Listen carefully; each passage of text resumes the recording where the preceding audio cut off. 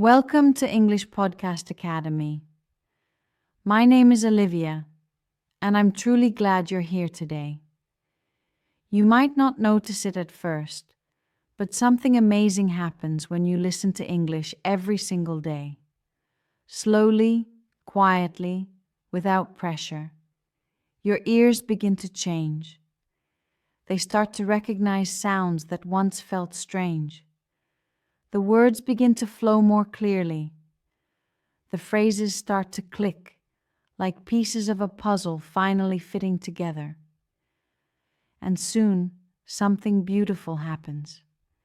You don't just understand English, you feel it. The rhythm, the tone, the emotion behind each sentence. It becomes natural, like music that plays in the background of your life.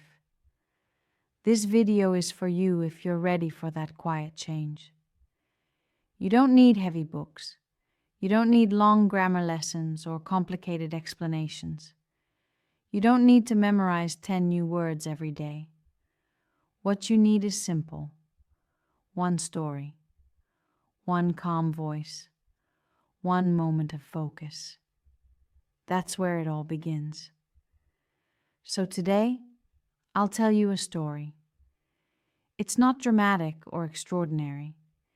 It's not about superheroes or perfect people.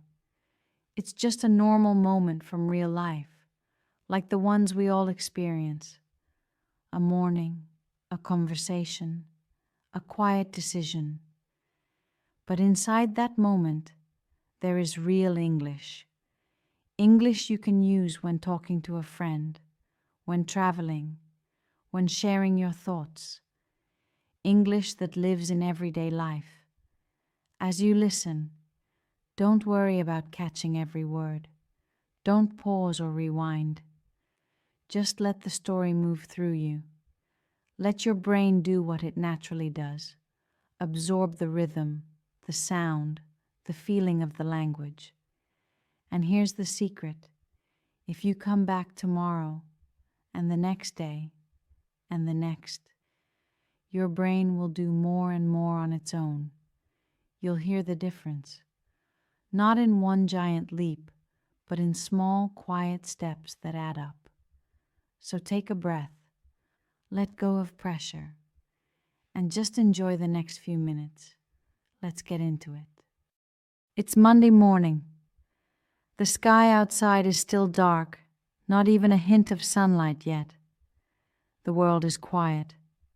The city sleeps. Ellie's alarm doesn't ring. She wakes up on her own. Her eyes open slowly, naturally. She checks the time on the little clock beside her bed. 5:45 a.m. Early, but she feels good. Not rushed, not heavy, just still. She lies there for a moment, under the warmth of her blanket, and listens. Nothing. Just silence. The kind of silence that feels soft. She pushes the blanket aside and sits up. The floor is cold, so she reaches for her favorite sweater, the soft grey one with a little hole in the sleeve. She pulls her hair up into a loose bun, tying it with the first elastic band she finds on her nightstand. Her movements are slow, quiet, gentle, like she doesn't want to wake the house, even though she lives alone. In the kitchen, she presses the button on the coffee machine. It clicks, then hums to life. She opens the window while it brews. A cool breeze slips in, brushing against her face. The air smells like new beginnings, cold but fresh. She wraps her hands around the window frame and looks out at the street below. Empty sidewalks, sleeping cars, a single light shining in a neighbor's apartment. She takes a deep breath in through her nose and lets it out slowly. Okay, she whispers to no one in particular. Let's go. Ellie is a nurse. She works long, busy shifts at the hospital. Some days are calm, Others feel like a storm. But this morning, she allows herself a small pause. She sits down at the kitchen table with her coffee and just enjoys it. No phone, no news, no noise. Just her, the steam from the cup, and the quiet rhythm of a Monday that hasn't fully begun. Outside, a distant dog barks, twice, then silence again. A city bus rolls past, its engine low and steady. She looks at the clock. 6:30. Time. She grabs her bag from the hook by the door, picks up the lunchbox she packed the night before, and steps into the day. At the hospital, the world is different. Faster, louder, brighter. The doors slide open. Phones ring. Nurses move quickly. Doctors give instructions. Machines beep softly in the background. But Ellie moves through it with calm energy. She greets her team with a smile. "Morning, everyone," she says, and gets a few sleepy but grateful nods in return. She changes into her uniform and scans the patient list. Names, rooms, notes. An elderly woman on the 4th floor needs help getting to the bathroom. A young boy in the waiting room is scared and crying. Ellie kneels beside him, her eyes at his level. "It's okay," she says gently, her voice like a warm blanket. "You're safe here." He nods, not fully sure yet, but less afraid. Time passes fast. Conversations, care, cleaning, comfort, all the invisible parts of the job that matter most. By lunchtime, Ellie's legs are tired. Her back aches a little, but her hands keep moving, steady and sure. She takes her break in the hospital garden, a small space behind the building with a few benches and a row of trees. She sits on the wooden bench beneath her favorite tree, one with low branches and long leaves. She unwraps a sandwich, takes a bite, and closes her eyes for a moment. She listens, not to voices, not to machines, but to the sound of the wind through the trees. The breeze tickles the pages of a forgotten magazine beside her. She doesn't read. She just rests, just breathes, just lets her body be still. After work, she takes the bus home. The ride is quiet. She finds a window seat, places her bag on her lap, and leans her head gently against the glass. The world outside moves in soft colors. Streetlights turning on, people walking, the sky shifting into blue-gray. She doesn't sleep, but she closes her eyes, not to escape the day, but to hold it close. Back home, she takes off her shoes, hangs up her coat, and steps into the kitchen. She makes a simple dinner, pasta with a handful of vegetables, a little olive oil, and just the right amount of salt. She eats slowly. No rush. She watches one episode of her favorite show, something funny, light, something that doesn't ask too much of her. Then she turns off the lights in the living room and heads to her bedroom. Before bed, she sits at her desk for a moment. She opens her journal, a small notebook with a soft cover and bent corners. She doesn't write a full page, just one sentence. That's all she needs tonight. She writes, "Today was a good day." She smiles quietly, closes the notebook, and turns off the light. Let's look at the useful phrases from Ellie's story. These are small expressions, but they carry real meaning. You'll hear them often in daily English, and the more you understand them in context, the more naturally they'll become part of your own speech. She ties her hair up. This means she pulls her hair away from her face, usually using a hair tie, band, or clip. It's something many people do before work, cooking, exercising, or getting ready for the day. It's practical. It keeps hair out of the way.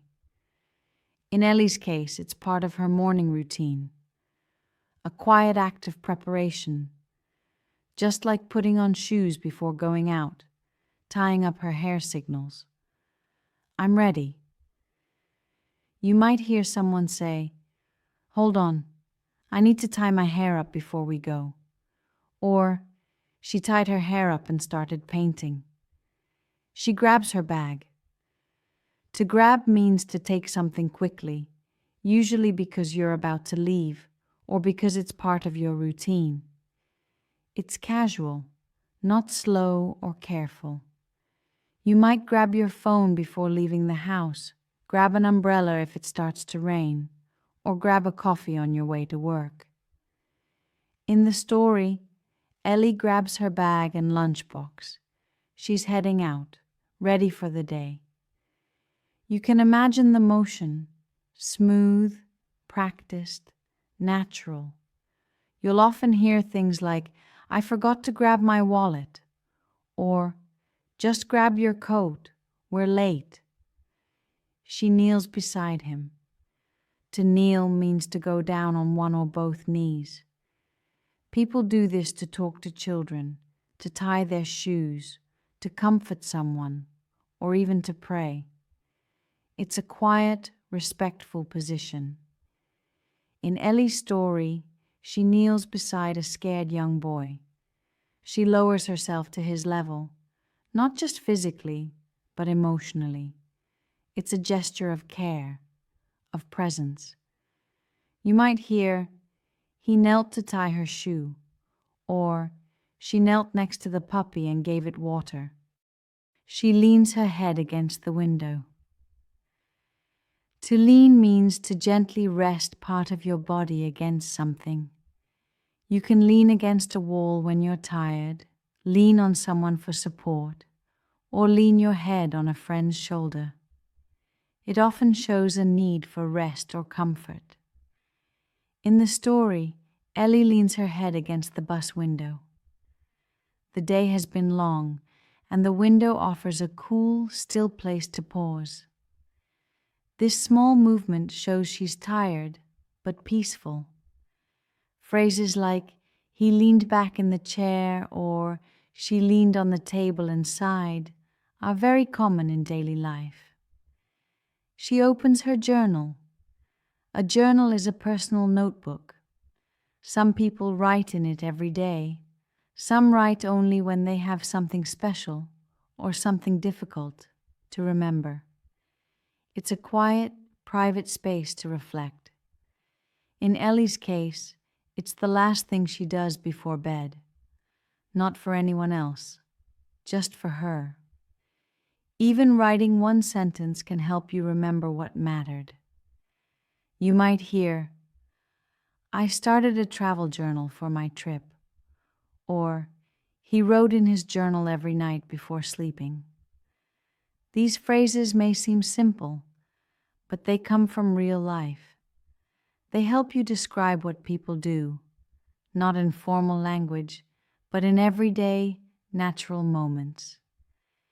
And the more you listen to them in stories like Ellie's, the more they become part of your English. Real English lives in days like this, quiet mornings when the world is still waking up, busy afternoons filled with movement and purpose, and peaceful evenings that ask you to slow down, breathe, and reflect. It's not just in classrooms or textbooks. It's in a soft good morning, a gentle "You're safe here," a tired sigh on the bus, or the simple act of writing one honest sentence at the end of the day. If you listened closely today, you didn't just hear English, you heard life. Real words, real phrases, real rhythm. The kind of English that exists in smiles, in silence, in small routines that don't look special, but somehow mean everything. You don't need to memorize anything. You don't need to replay every word or take notes. Your brain is smarter than you think. It learns through feeling, through patterns, through hearing the same kind of language again and again, softly, calmly, naturally. So just come back tomorrow, press play again, and then again the next day. You don't need to push, just keep showing up. After 10 days, you'll notice something. After 20, you'll catch more words. And after 30 days, you'll hear the change. Not just in what you understand, but in how you feel when you listen. Lighter, more confident, more you in English. Until then, take care of yourself. Rest when you need to. And whenever you're ready, we'll be right here, waiting with the next story. See you next time.